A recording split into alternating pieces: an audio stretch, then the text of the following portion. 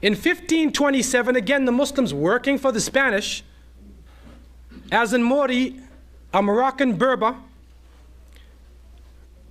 was a great explorer.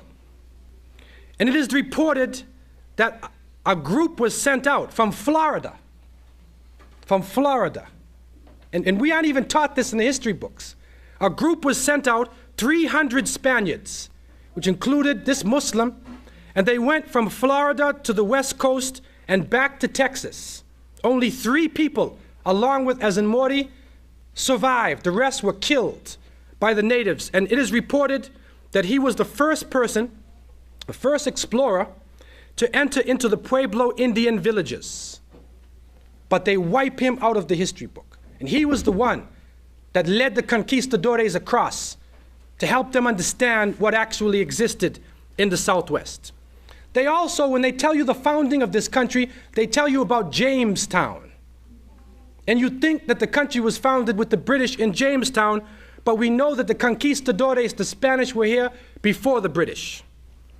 And they established St. Helena in South Carolina, 1566. And it was overrun by the British. And records are now showing that there were hundreds of these Muslim Moriscos who were living in St. Helena, and instead of submitting to the British, they went into the interior and they mixed with the native people, all in the Carolina areas, intermarried with the people, and they settled into the interior. In 1586, the English pirate, Sir Francis Drake, commanded 30 English ships, and they made a daring raid on Brazil, and they liberated 400 Portuguese and Spanish prisoners. Amongst them is reported that 300 or more were Muslims, Moriscos. Francis Drake carried his ships to America, and history also tells us that 200 of these people were left on the shore, and the British citizens who wanted to return, they were tired of America, they wanted to return, they went with Francis Drake, and these people landed in America, went up into the mountains, and they met the other ones. These Moriscos they are called Melungeons. And they met this other group, and they settled, and they intermingled with the native populations living in the Carolinas, living in Georgia, all in the interior area. And they called themselves Portuguese. Anytime you see them, they will call themselves Portuguese. We used to say Geechee. So if you have, you Afro-American, part of my family, maybe many people, you have somebody in the family say, you're light-skinned Geechee. Okay, it's like this is a group of people that was known, that's known in America, especially in the South. They're known. But where did they come from? A startling research just done within the last few years by Brent Kennedy, who was one of these Melungeons.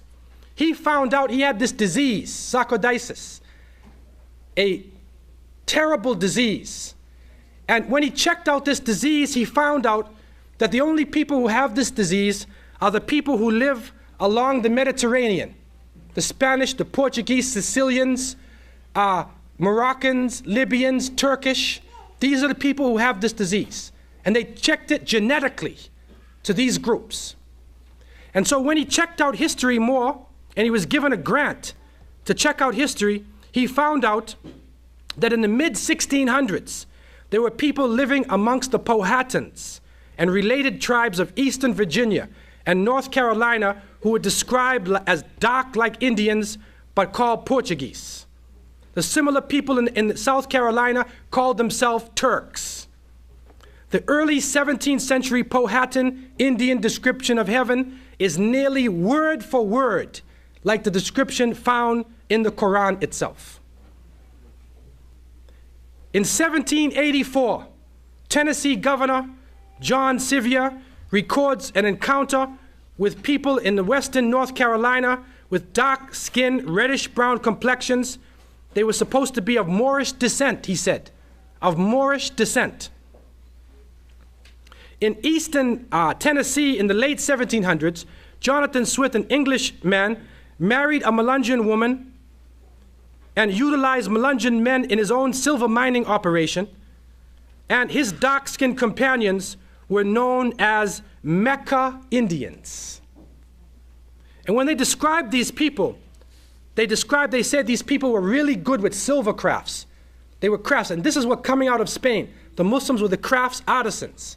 They were really good artisans, and they said they used to fall down in prayer on the ground a number of times during the day facing east. This is in America. And Qurans have been found, information has been found. It's being unearthed to show the presence of these people.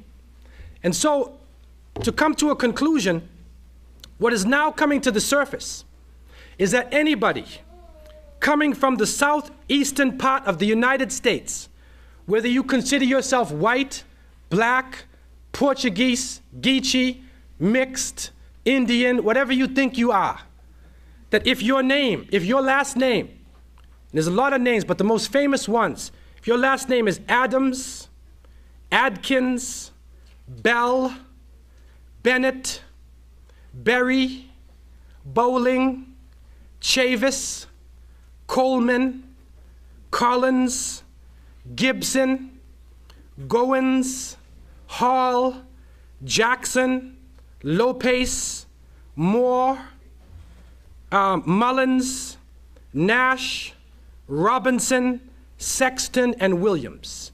If you have any one of those names, then more than likely you're a Melungeon. This is crucial information. This is white Americans too. So what that means is that these people are tied into Muslims, that in their background are Morescos, Melungeons coming out of Spain, hiding their identity and becoming part of America. And proof has come to us that Nancy Hanks, the mother of Abraham Lincoln, President of the United States, was a Melungeon. That is definite. And so you may be saying the President of the United States was a Muslim, or you got a Muslim family. Abraham Lincoln. This is critical information, which is now being put together and coming to the light.